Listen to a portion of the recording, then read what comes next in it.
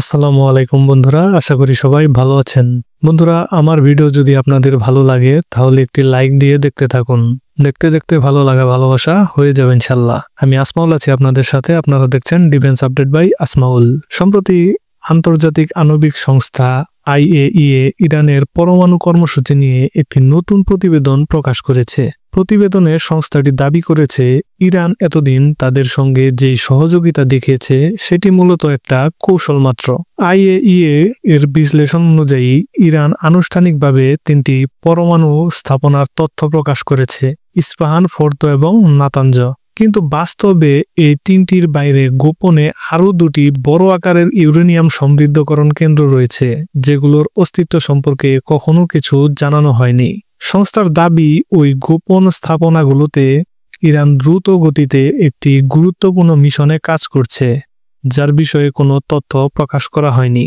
সম্প্রতি IAEA ওই 2টি গোপন স্থাপনা পরিদর্শনের জন্য আবেদন জানালেও ইরান তা প্রত্যাখ্যান করেছে এবং তাদের দেশে প্রবেশের অনুমতিও দেয়নি। এই খবর প্রকাশের পরপরই যুক্তরাষ্ট্র ও ইসরায়েল উদ্বিগ্ন প্রতিক্রিয়া জানায়, বিশেষত ইসরায়েল, যারা এখন কৌশলগতভাবে চাপে রয়েছে বলে মনে করছে। ইসরায়েলের অভিযোগ, ইরান গোপনে ওয়েপন গ্রেড ইউরেনিয়াম উৎপাদনের পথে এগোচ্ছে। তাদের হিসাব অনুযায়ী ইরানের হাতে বর্তমানে প্রায় 450 কেজি 60% সমৃদ্ধ ইউরেনিয়াম রয়েছে। এটি 90% সমৃদ্ধ করলে প্রায় 300 কেজি ওয়েপন গ্রেড ইউরেনিয়াম পাওয়া যাবে, যা দিয়ে 10 থেকে 12টি পারমাণবিক বোমা তৈরি সম্ভব। ইসরায়েলের মতে এটাই ইরানের মূল পরিকল্পনা। এদিকে মার্কিন প্রেসিডেন্ট ডোনাল্ড ট্রাম্প হুমকি দিয়ে বলেছেন, যদি ইরান তাদের পারমাণবিক কর্মসূচি সক্রিয় করে তাহলে তিনি সরাসরি সামরিক আঘাত হানবেন। একই সঙ্গে ইসরায়েলও ঘোষণা দিয়েছে যে তারা এখন প্রস্তুতি সম্পন্ন করেছে, ইরান কর্মসূচি চালু করলেই তারা আক্রমণ করবে। অন্যদিকে ইরানের জবাব, হুমকি বা ভয় দেখিয়ে কিছুই থামানো যাবে না। তারা সার্বভৌমত্ব রক্ষার স্বার্থে দ্রুত পদক্ষেপ নিচ্ছে। গোপন তথ্য অনুযায়ী ইসরায়েলের গোয়েন্দা সংস্থা মোসাদকে ইরানের শীর্ষ পারমাণবিক বিজ্ঞানীদের টার্গেট করার নির্দেশ দেওয়া হয়েছে। এই সতর্কবার্তা পাওয়ার পর ইরান জরুরি ভিত্তিতে তাদের গুরুত্বপূর্ণ বিজ্ঞানীদের আন্ডারগ্রাউন্ড সুরক্ষিত স্থানে সরিয়ে নিয়েছে। টেলিগ্রাফ, টাইমস অফ ইসরায়েল এবং জেরুজালেম পোস্ট সহ একাধিক গণমাধ্যমের তথ্য অনুযায়ী ইরানের প্রায় 30 জন শীর্ষ বিজ্ঞানী বর্তমানে এসব ভূগর্ভস্থ সুরক্ষিত স্থাপনায় অবস্থান করেছেন।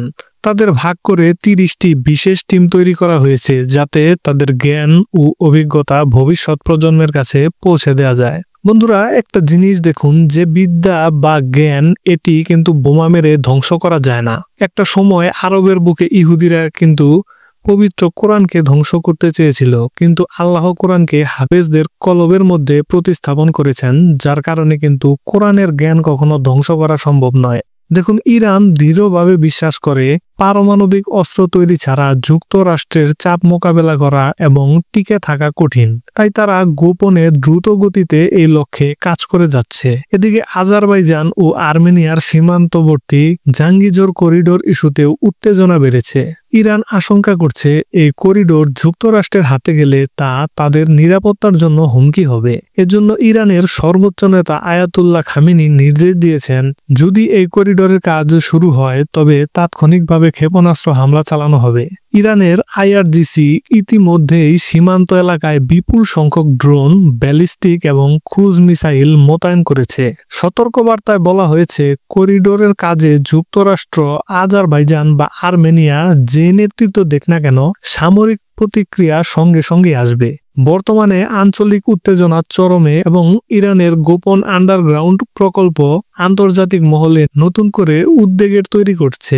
এখন দেখার বিষয়, এই পরিস্থিতি যুক্তরাষ্ট্র ইরান সম্পর্ককে কোন দিকে নিয়ে যায়। বন্ধুরা, আপনারা কি ভাবছেন? ইরানের কি সত্যি পারমাণবিক অস্ত্র বানানো উচিত? কমেন্টে লিখে যাবেন। সঠিক তথ্য নির্ভর বিশ্লেষণমূলক ভিডিও পেতে চ্যানেলটি সাবস্ক্রাইব করে রাখুন।